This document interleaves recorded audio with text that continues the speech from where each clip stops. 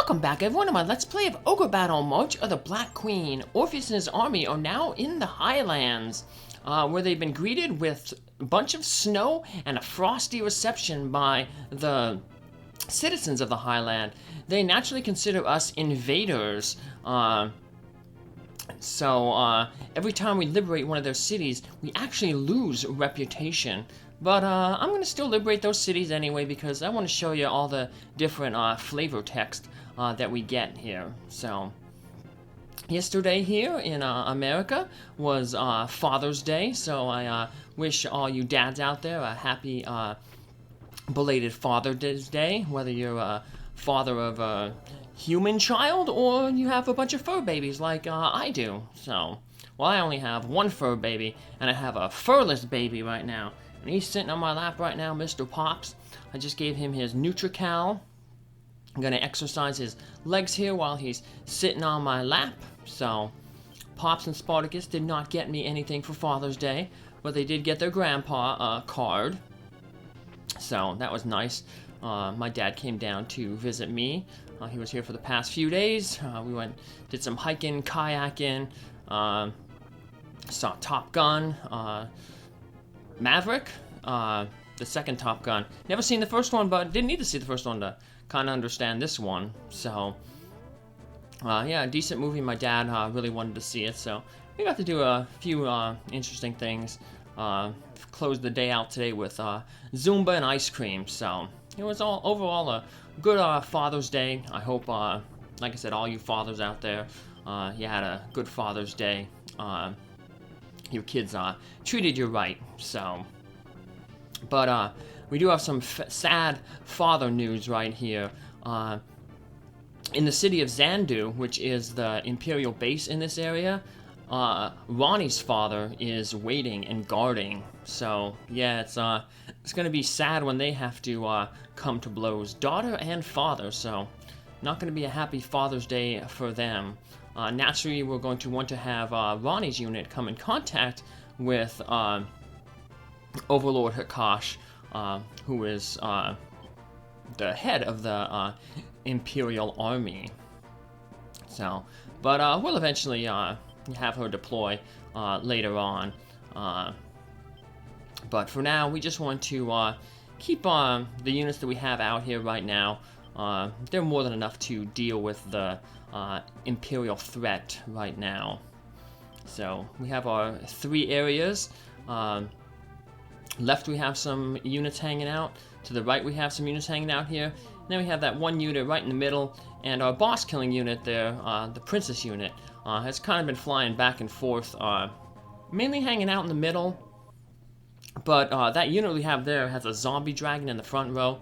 Good resistances, and they're resting on a temple, so they can pretty much hold down that area for now. So I just had the princess unit fly over to the side here, because this right now, the eastern front seems to be the one that's been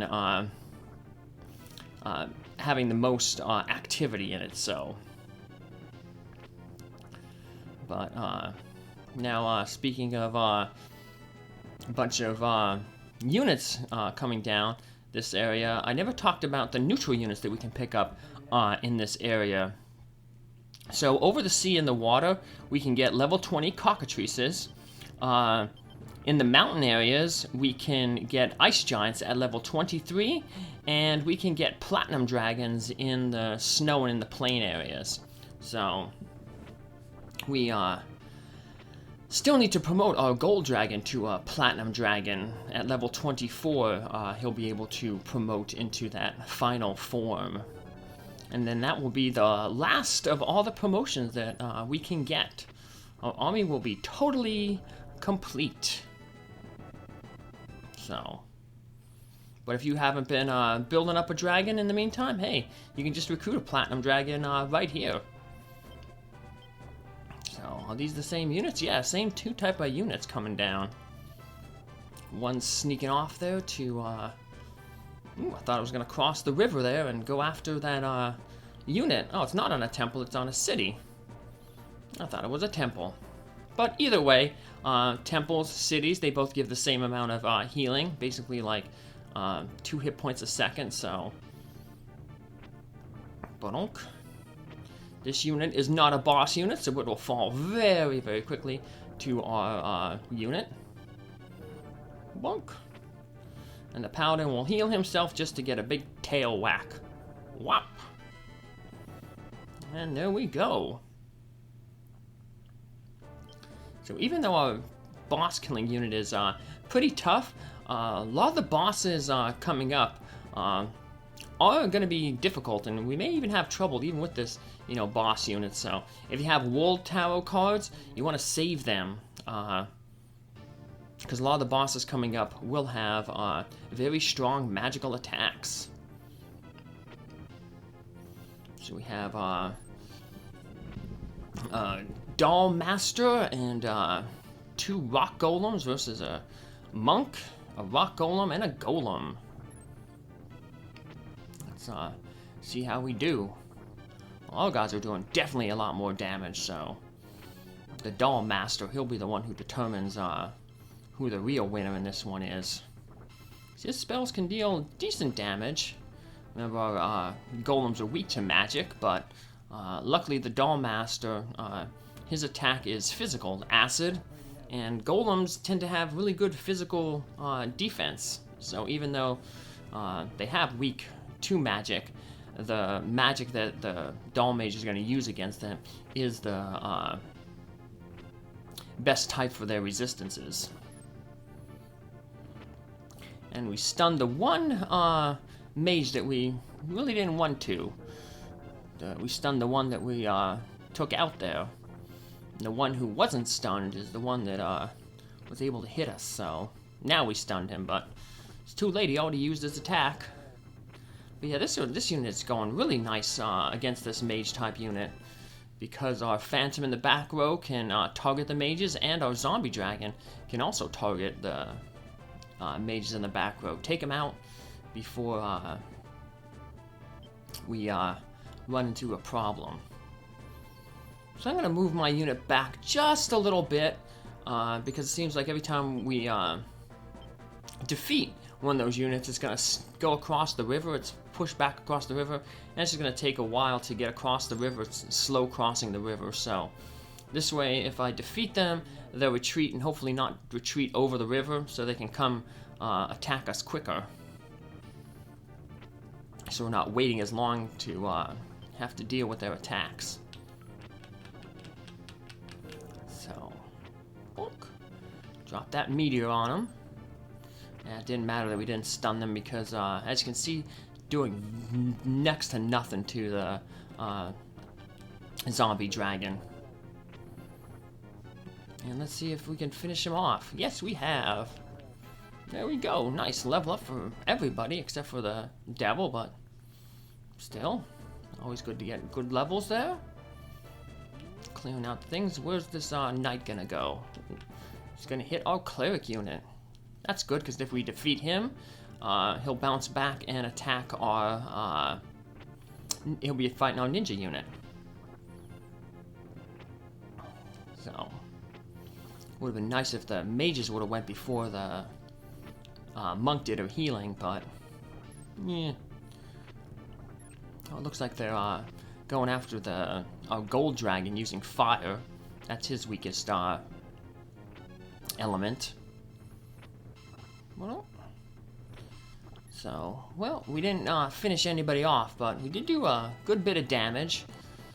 The Tiamat should finish off the rest there if we fight again. But, ooh, yep, we still need to get one more level. So, look. Let's see how our ninja unit is going to do here. Ninja Master. Oh, this should be an easy battle here.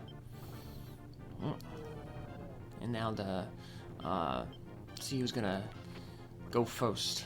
Lycanthropes or the Seraphim?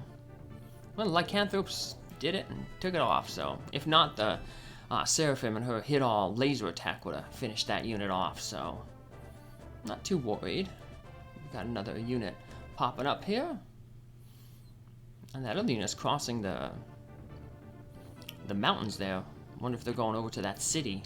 They're afraid of our golem and cleric.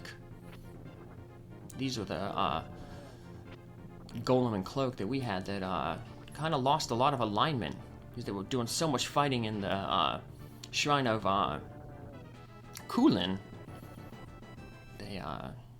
So they're fighting really well here at night.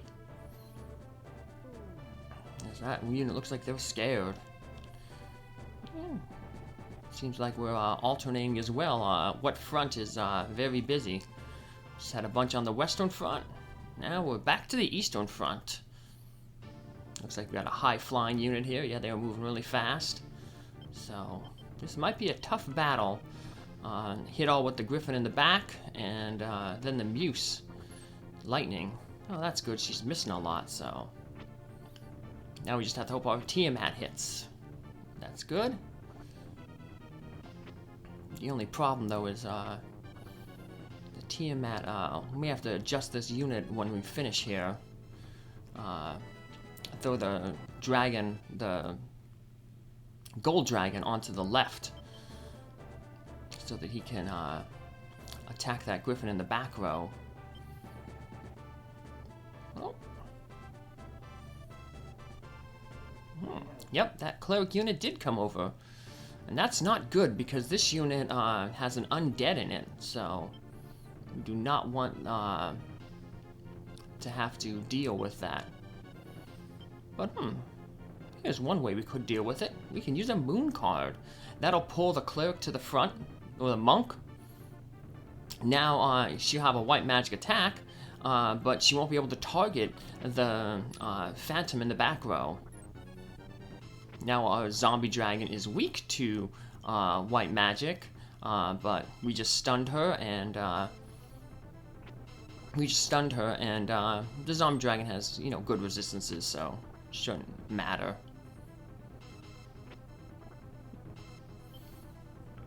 Nope, still not on the weak.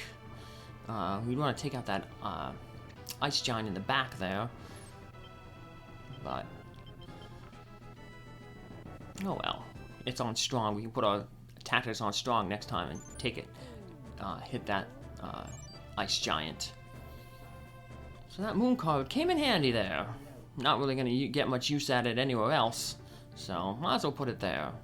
So there's a few units that have, like that Eagleman unit, that have leaders in the front that we'd rather have in the back row, but that unit seems to always be coming down the center path, and as I said earlier, our unit there with the zombie dragon can target the mages in the back row and take them out, so we can finish them off before we take out the Eagleman in the front and the leader. So, bonk. Finish this off. Yeah, got a good level up there. So one thing I haven't really talked about much is the composition of most of my units right now. I kind of adjusted the units to try to give them the best compatibility with one another. I know I mentioned that a long time ago about compatibility, but each unit has a number associated with it. And you want to have units within 10 of each other. If they're within 10 of the unit leader, they won't suffer any penalties. And most of the time, it's the placements kind of make sense. You know, you have a bunch of like evil characters toward the bottom, so you know your liches will kind of be in with your wraiths. For instance, a lich and a devil are both both numbers 20s, and some things that you know, within that 10 unit, there's nothing under 20, but you have wraiths at 21, skeletons at 26, sorcerers at 27, demons at 28, phantoms at 29. So all within that area. So now there's a few units, unfortunately, that I couldn't really do that with, but for the most part, I tried to get units as close as they possibly could. Like this unit, unfortunately, couldn't really do it, but the penalty that these dragons are taking from not being led by a unit close to them isn't really all that troublesome. The monk has a number of 54, gold dragons are 89, and Tiamats are 88, so slight little penalty to their stats. But like say a Dragoneer is number 81, so they'd be good for leading dragons. So most of the dragons are all high level. So Platinum Dragons 100, Zombie Dragons 96, Salamand's the highest red dragon 94, Gold Dragons 89, Tiamat's 88, Red Dragons 87s, and then your standard dragons red, silver, black 80s, and Dragon 76. So if you had a Dragoneer, they can pretty much deal with all the regular dragons up to gold dragons. Then the maxed out dragons, you need a Dragon Master to not have a penalty for. What is that samurai unit doing over there? Somebody went really off course there. So yeah, in the video description, I'll put like the numbers of the characters. It's not really that big of an issue, so that's why I really haven't brought it up until now. The bonuses are, negligible. The penalties are negligible for, but probably, like I said, more important toward the beginning when stats aren't all that important. But for the most part, if you're keeping good units with good units, you're most likely going to fall within the guidelines. So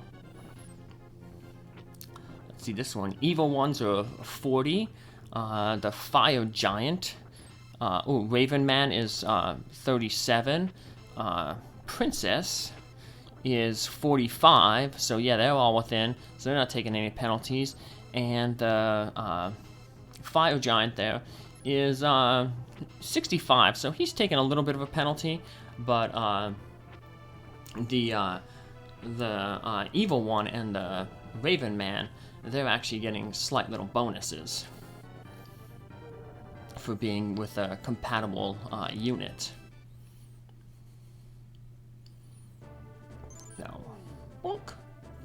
There was some old strategy guides that had some misinformation about that. Like they said stuff like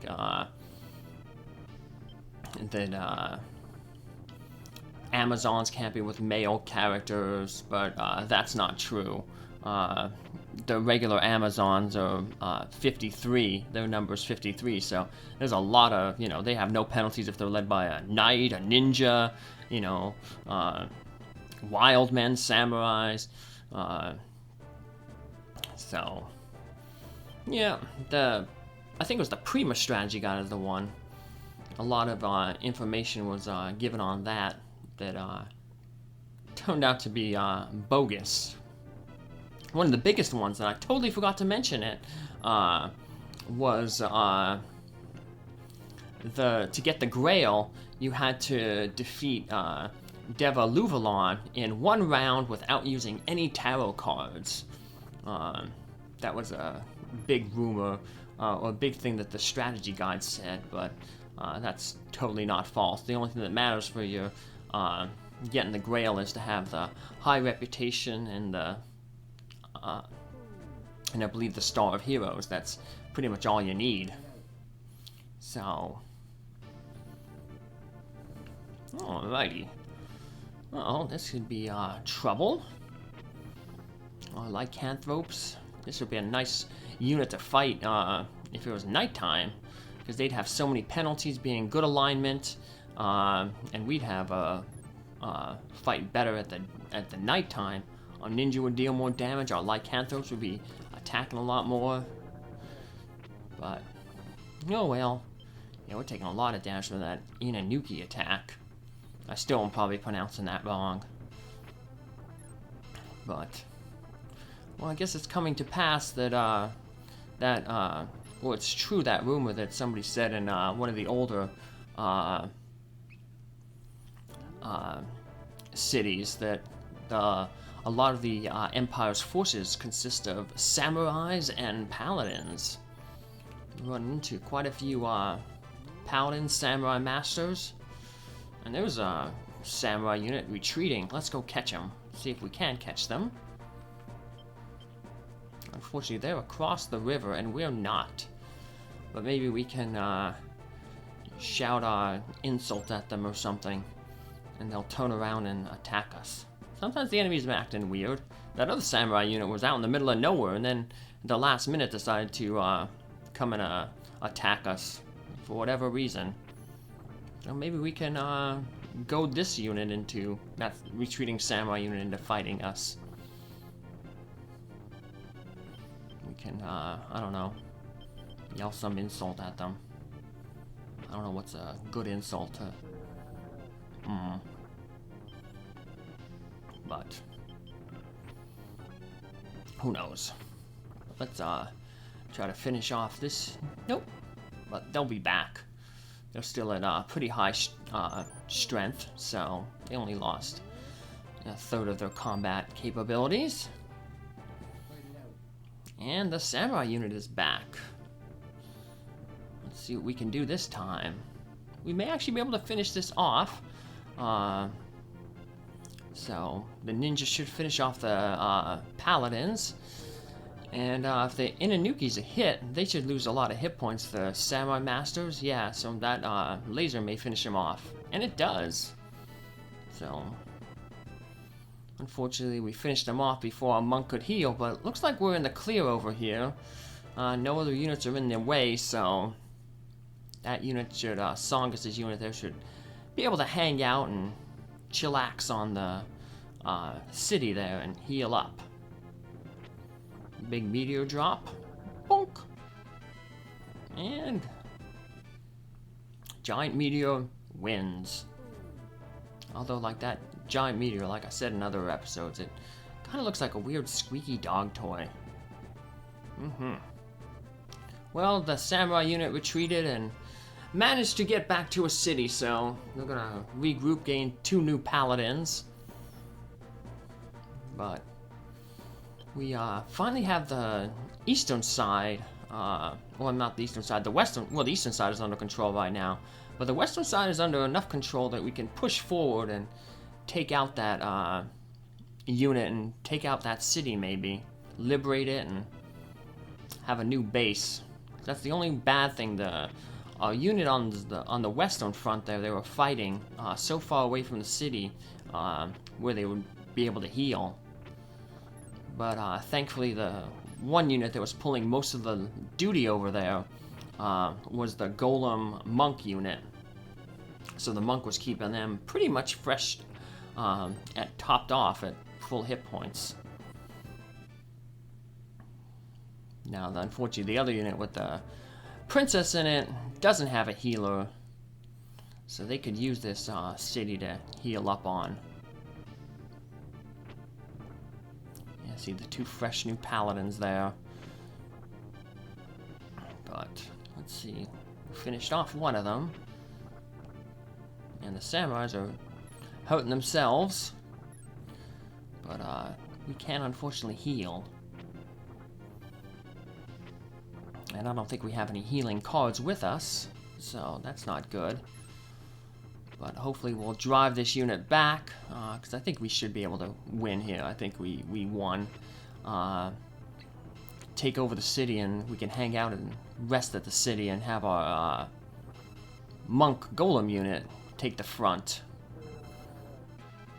There we go.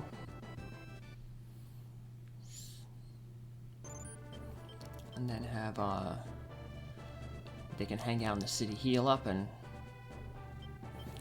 But no, don't think they're gonna...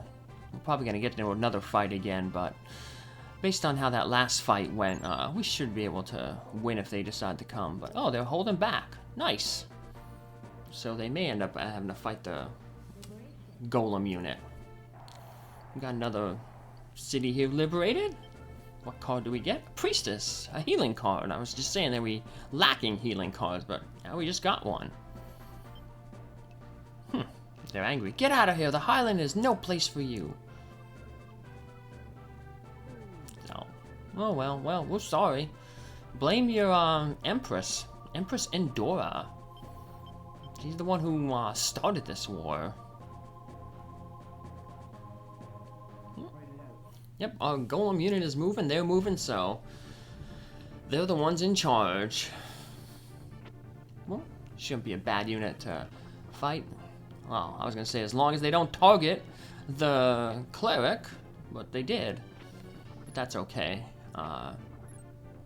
She'll be able to heal herself up.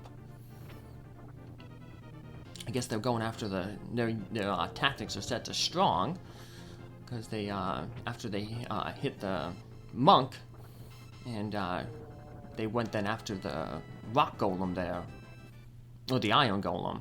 Rock golems are black, iron golems are gray. So we still lost some money, even though we just liberated another city. But oh well. We'll move our boss killing unit to take out that shaman unit. Oh, not a shaman, monk unit. I keep getting all those things confused, but you know what I mean. The cleric line unit. Because we do not want them fighting our unit with the undead. We don't have another moon card in reserve to switch the rows around. So, ooh, we get rid of one samurai unit, another one seems to be popping up. So, look. Ouch. Huh, he took himself out. All for nothing, because that monk can just jump back and hang out at the city and heal up. Here's that unit, once again, tailor-made to fight this same unit. And we stun the wizards. Nice. The mages. I keep demoting them. They're mages. The upgraded wizard. So, blunk. And we finish him off. Yep, there we go. Yeah, the good thing about that acid attack is acid is physical. Mages, really poor physical resistance. So, that acid breath's doing a lot of damage to them.